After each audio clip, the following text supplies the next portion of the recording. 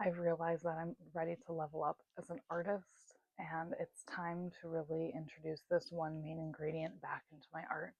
I've been studying art since 2020, and when I first started, I used a lot of imagination in my work. I was trying to be very creative with it, but I didn't quite have the technical skills, so I had to take a step back and really work on those technical skills. Putting the pieces together. How do you draw like a human figure? How do you paint that? How do you put together a scene? What does a landscape look like? All of these different things that I feel like for a while I was really just studying technical things, even just the basic shapes. And if I was really tired at the end of the day, I would often just sit down on my couch and paint or draw something that was right in front of me so I could see and practice. Okay, how do you make a cylinder? How do you make how do you just put a still life together? How do you put those pieces together? And I realized that I finally have the technical skills to do more storytelling in a creative way. And that has been my missing ingredient for my art is I have lost some imagination, and I am working right now on getting all of that back. But first, my name is Jessica Darling. I'm an artist. I sell my artwork, so if you want to support my art, that's awesome. If you're just here to learn a little bit about art, that's awesome too. I love art education. But it's funny because when I first started my art journey, I really did think that, I don't know, I'm an Aries, so I just start. Like I start, I don't think twice about it. I'm not afraid to make a mess. I really don't care what people think about my artwork. But when I first got started, I just kind of felt like, okay, I'm just going to start painting stuff, posting it, and selling it. And I just really did think that without any sort of technical skills, just the technical skills I had gained from, high school or whatever, without really taking anything too seriously, I could create and sell artwork. And maybe I could have. I think a lot of it was really about building my self confidence and self worth. But now I'm to the point where I feel like I've spent a lot of hours and minutes building my technical skills, so I'm ready to go back and jump back into imagination. And what I realized the key is just making a ton of go out, study what you want to study. Okay. Like if you want to create, like what I did with the oranges, is I studied a bunch of oranges, I studied a bunch of mauves. It's a little hard because a lot of times I end up studying things in the studio, studying them like studying pictures of them. It's really fun to go out and actually capture some video, try to capture stuff from life and sit outside. But your girl's a mom. I'm working. It's the school year, so I'm working. That we just don't have time to do that all the time, and that's okay. But something I've noticed, like with my students, is those students that are willing to make mistakes and willing to do the drafts, the rough drafts, and try again and again and again. Those are the students that end up being the most successful. And it's been really fun because me and one of the other art teachers have been working on getting the kids to study the Starry Night. And it's really fun to watch his process with the kids because, like, I feel like I'm being taught something as well. But we are studying it as like rough drafts, and I'm explaining to the students, like, this isn't our final piece. We have to practice.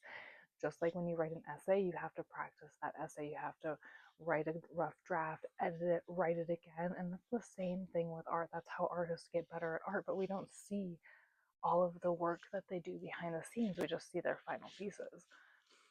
So I'm going to draw 100 crows today because I'm not going to draw them. I'm going to do watercolor paint because I've been really into watercolor lately.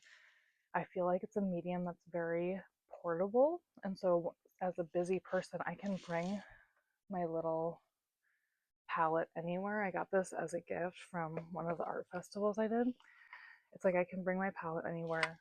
I can bring this brush pen. It's not my favorite brush pen, but it's not my favorite watercolor brush, but honestly, it really does the job. And we're going to do 100 crows. Because something I've also found with students is those students that are so afraid to make a mistake and they only want to make one perfect picture are the ones that end up not getting like they'll get a nice picture at the end, but the students that are willing to just put some lines down, loosen up with it, and then if they don't really like it, they're willing to try doing that again. Those are the ones that are going to start carving out their skills as an artist.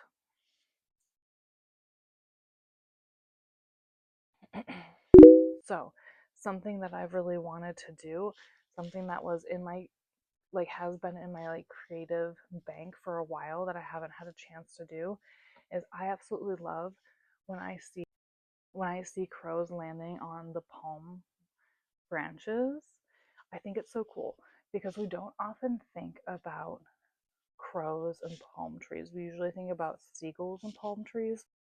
I, for one, love crows. I love ravens. I love, especially ravens. I don't know, I just love observing them.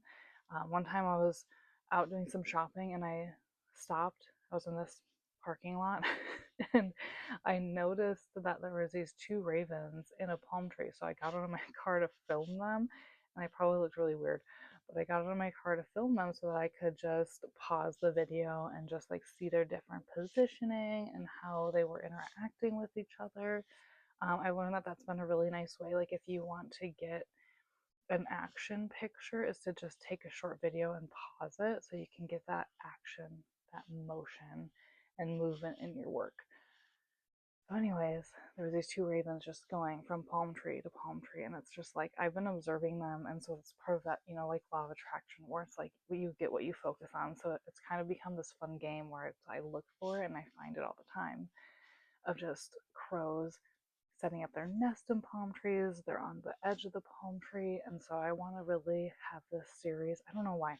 I want to have a series of just palm trees and just different things that you don't always think about palm trees being together with. Just because they're a really interesting tree. I guess it's because I didn't grow up around palm trees and now I live where there are palm trees, and I just really think that's a beautiful thing.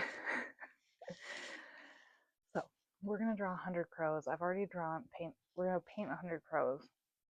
I have been working on studying palm trees as well. And it's really cool because now I can use my imagination. I know the shapes that it takes to create a palm tree.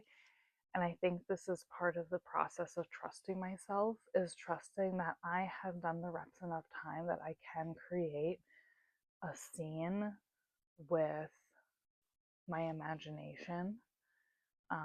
And obviously using some studies to warm up those things is a good place to start. So we're going to start by painting those crows.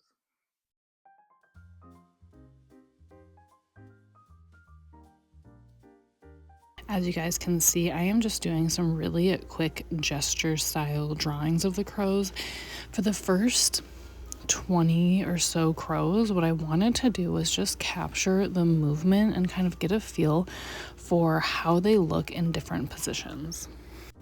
In the next video, you'll see me zooming in and getting more detail orientated, even, just drawing the head and the eyes and focusing on more of those details and what makes the crow a crow. I thought that I could get 100 crows done in a day, and then I was like, more like probably a week. Like in this video, I said a day, and then I thought, I'll get it done before winter break is over. It's been a month. So I'm going to show you guys where I'm at. We're going to do a part 2 so I can reflect and teach you guys what I've learned. I also decided it was a better idea to also sketch some crows because you can really simplify the detail. So I am at crow number 69. And she is right here. The one that's flying is going to be 69. I'll work on 70 and hopefully a handful of crows today. This is the last one that I watercolored. This is number 68. I started numbering them, but as you can see, I've also gotten more detailed. I'm not trying to spend a ton of time on each picture or each crow, but I am trying to study and focus more and more on some of the finer details, or even zooming in on some of the details.